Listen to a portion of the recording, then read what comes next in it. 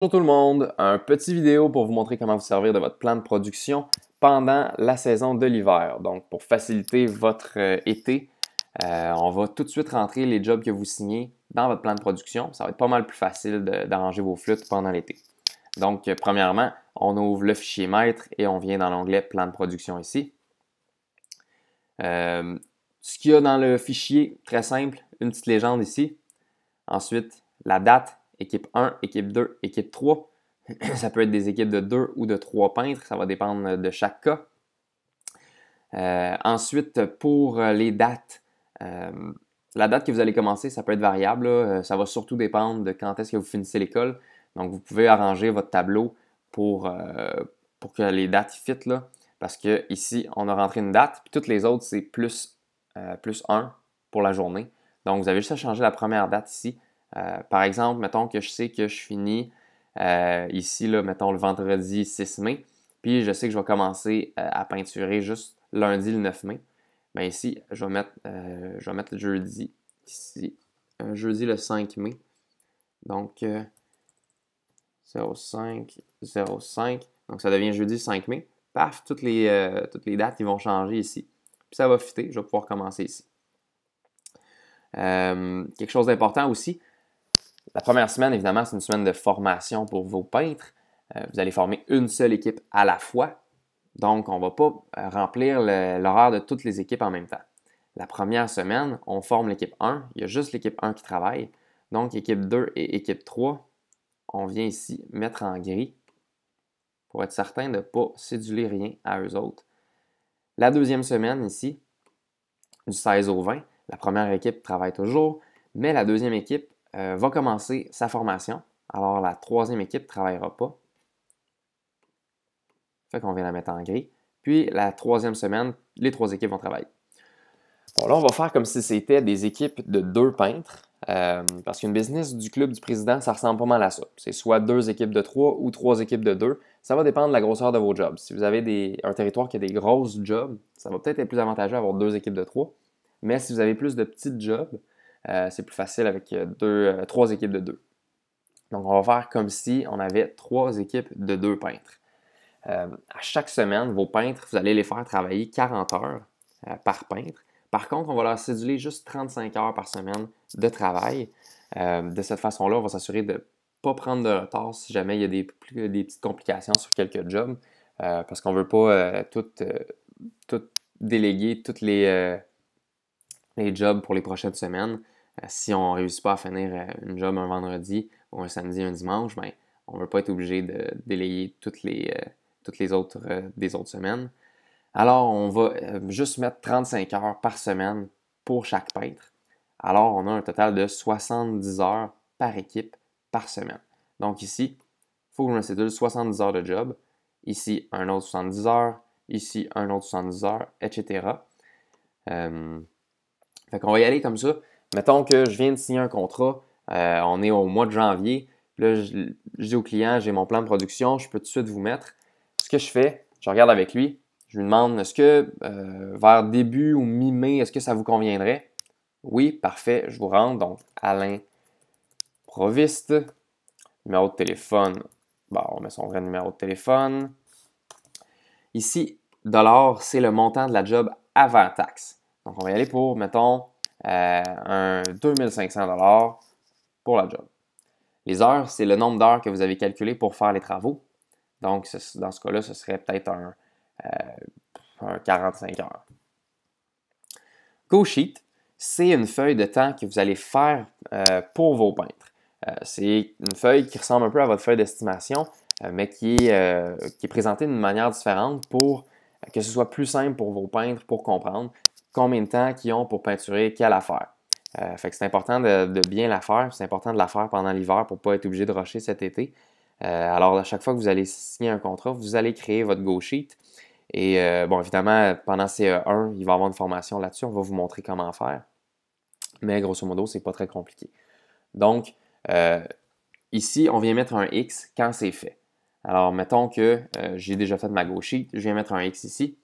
Par contre, appel, lavage et peinture, ça va être cet été que vous allez mettre des X.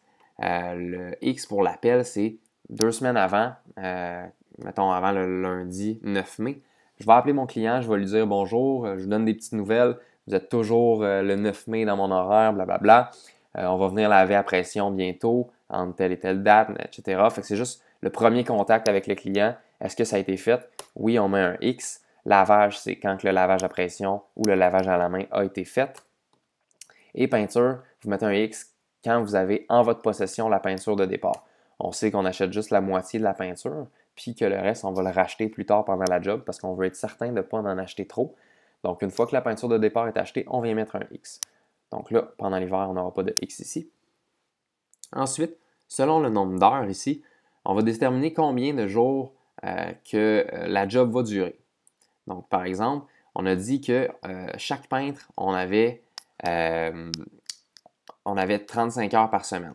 Donc, si on prend notre petite calculatrice ici, 35 heures par semaine, des semaines de 5 jours, ça nous donne 7 par jour.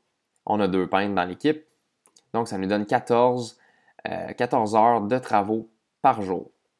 Donc, 45 ici, si on fait 14 fois 2, ça nous donne 28. Donc, en 2 jours, on fait 28 heures, plus un autre 14, ça nous donne 42. Fait que 45, ça ressemble pas mal à 42. Fait que ce que je vais faire ici, je vais déterminer que c'est une job de 3 jours. Puis là, selon si le client est flexible ou avec des restrictions ou complètement fixe, je vais venir mettre le bon code de couleur. Fait qu'ici, on va dire qu'il est flexible. Fait que je sais que ça va durer 3 jours. Donc, le prochain client, je vais le mettre le jeudi.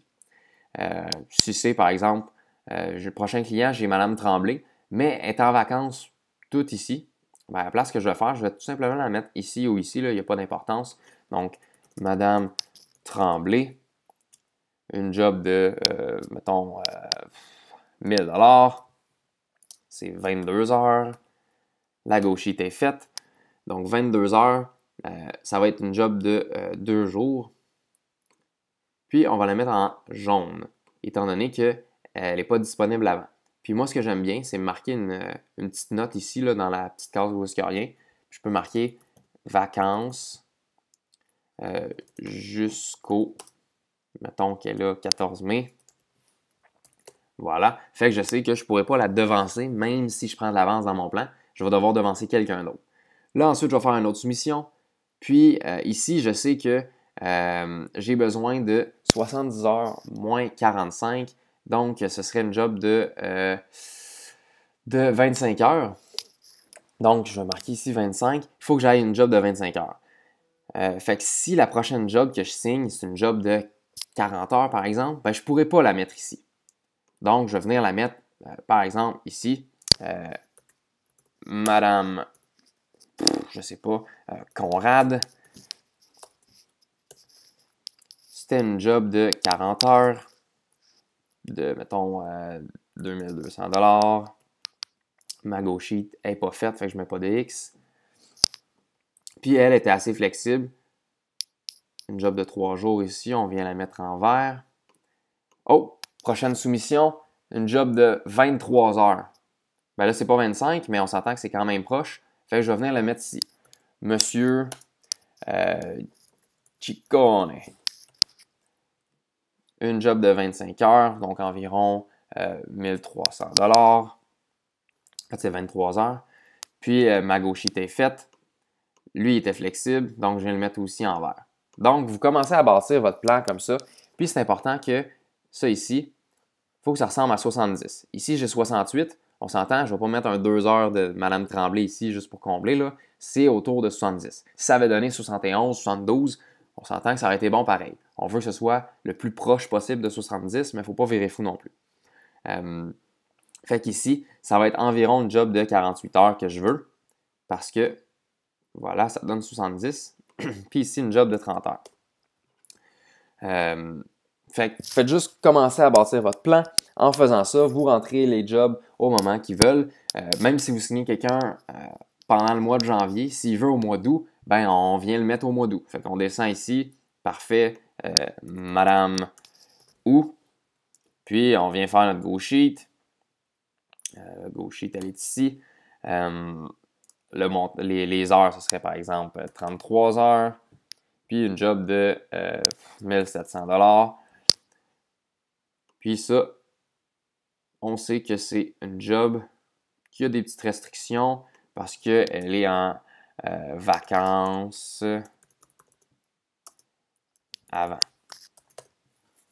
Fait que je ne pourrais pas la devancer, mais je peux la repousser un petit peu. Alors, votre plan de production, vous le commencez à le bâtir comme ça. C'est important de ne rien promettre à votre client. Par exemple, ici, moi, je dirais à l'improviste, je dirais c'est début mi-mai. Elle, je lui dirais c'est à peu près mi-mai, lui à peu près mi-mai. Même lui, je dirais mi-fin mai, peu importe. Faites juste pas donner de date exacte. Vous pouvez lui dire, par exemple, bon, ben, Monsieur Ciccone, je vous ai mis à mon horaire le 12 mai. Par contre, ça risque de changer. Fait que j'aime mieux vous dire à peu près mi-mai. Comme ça, il n'y a pas de surprise. Mais je vais vous rappeler pour vous donner des nouvelles pour que ce soit un petit peu plus concret pendant cet été. Donc, vous le prévenez que ça va changer. C'est pas grave si vous leur donnez la date exacte que vous avez mis dans votre plan. Ce qui est important, c'est de leur mentionner que ce n'est pas une date qui est fixe. C'est juste un ordre de passage, si on veut. Comme ça, ils ne vont pas se mettre dans la tête, bon, ben, il vient le 12 mai, on cancelle tout ce qu'on a pour le 12 mai, puis finalement, vous n'êtes pas là le 12 mai parce que ça a changé, là. Fait que ça, c'est quelque chose qu'on fait à chaque fois qu'on signe une job.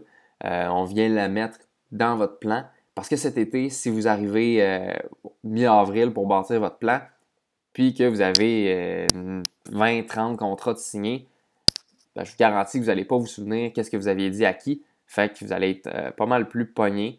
Ça va être pas mal plus compliqué pour vous autres pour vous organiser. Tandis que là, si on le fait tout de suite, ben, ça va être déjà fait. Puis ça, c'est quelque chose qu'on s'attend à ce que vous fassiez. Vos coachs vont regarder dans votre fichier maître à chaque semaine pour voir si vos jobs sont rentrés dans votre plan de production. Puis si elles ne le sont pas, ben, ils vont vous demander de le faire avant l'appel. Donc, merci d'avoir écouté la vidéo. Je vous conseille de revenir le regarder une fois de temps en temps pour vous assurer que vous respectez bien comment on fait ça. Pendant l'été aussi, même chose, venez le regarder, puis ça va vous rafraîchir la mémoire sur comment on le remplit comme il faut. Donc, merci et on se voit à CE1.